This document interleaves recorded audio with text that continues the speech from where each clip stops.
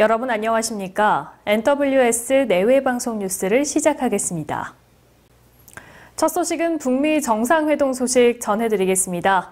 트럼프 대통령과 김정은 북한 국무위원장 그리고 문재인 대통령의 만남 어떻게 보셨나요?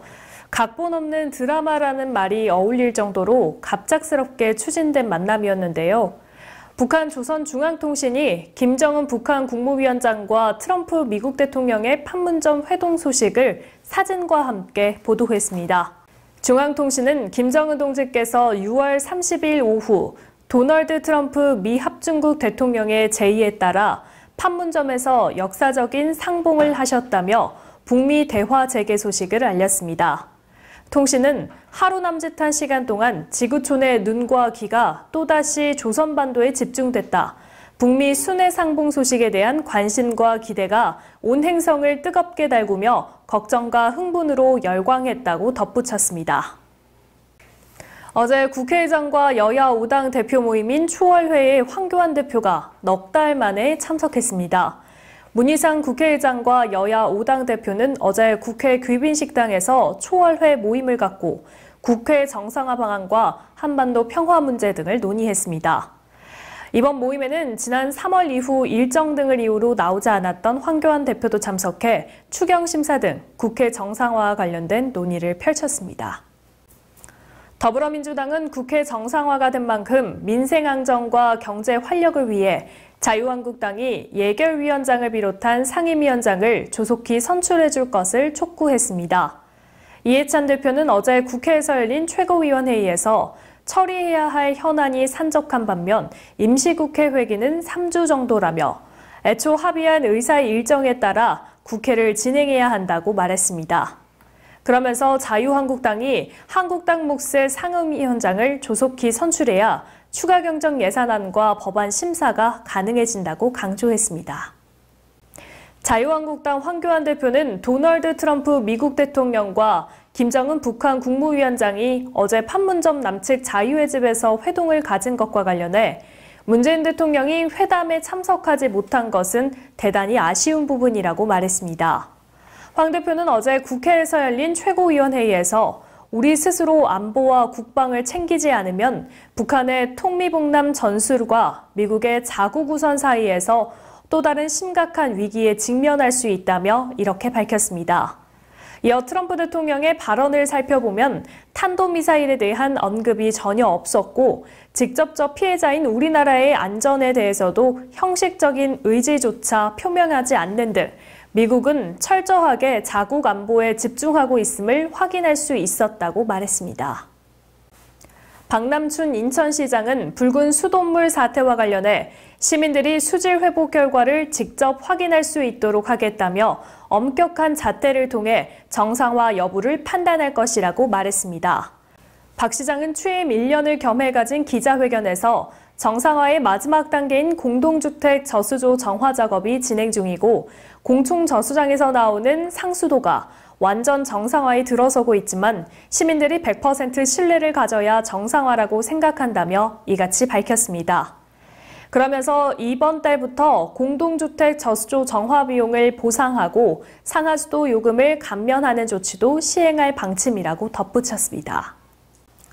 일본 정부가 우리나라와 관련한 사실상의 경제 제재 조치를 발표했습니다.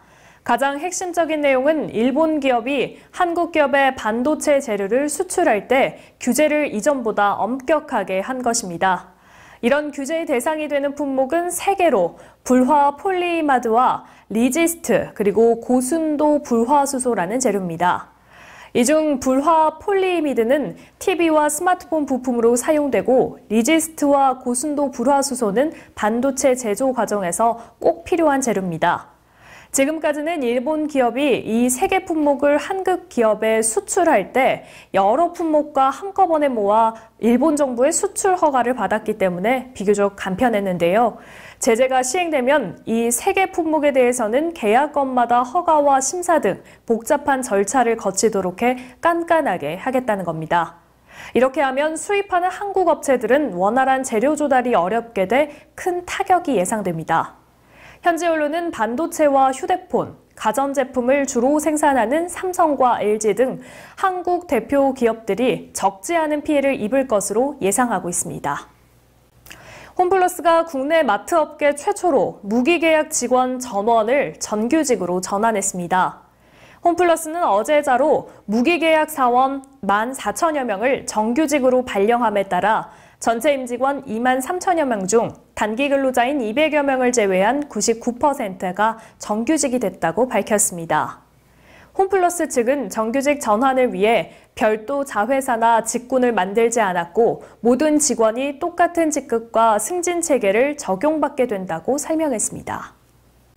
2019년 7월 1일 사용분부터 박물관, 미술관 등을 관람하면 쓴 돈 일부를 연말정산을 통해 돌려받습니다.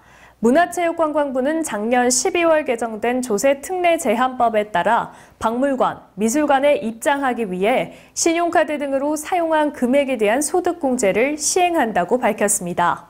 지난해 7월부터 시행하는 도서공연비 소득공제 제도를 확대한 것으로 총 급여 7천만 원 이하 근로소득자를 대상으로 하며 공제율은 30%, 공제 한도는 도서공연비 포함 최대 100만 원입니다. 메이저리그 LA 다저스의 류현진 선수가 한국인으로는 처음으로 올스타전에 선발 투수로 나설 예정입니다.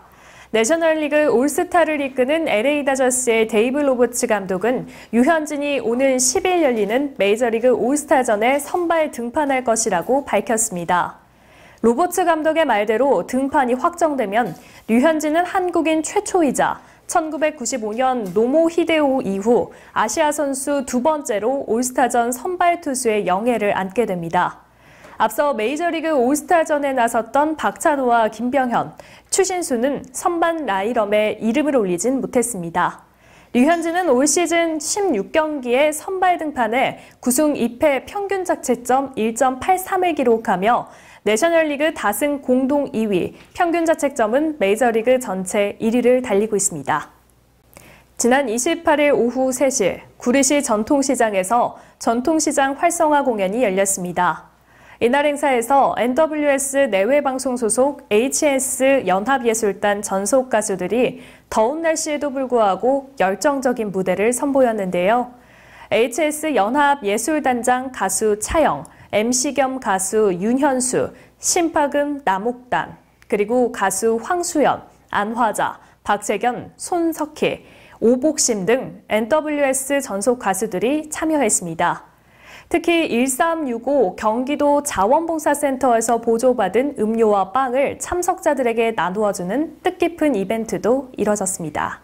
네, 7월 첫째 주 뉴스 전해드렸습니다. 본격적인 여름이 다가온 만큼 건강관리에 유의하시기 바랍니다. 오늘 뉴스 여기서 마치겠습니다. 시청해주신 여러분 고맙습니다.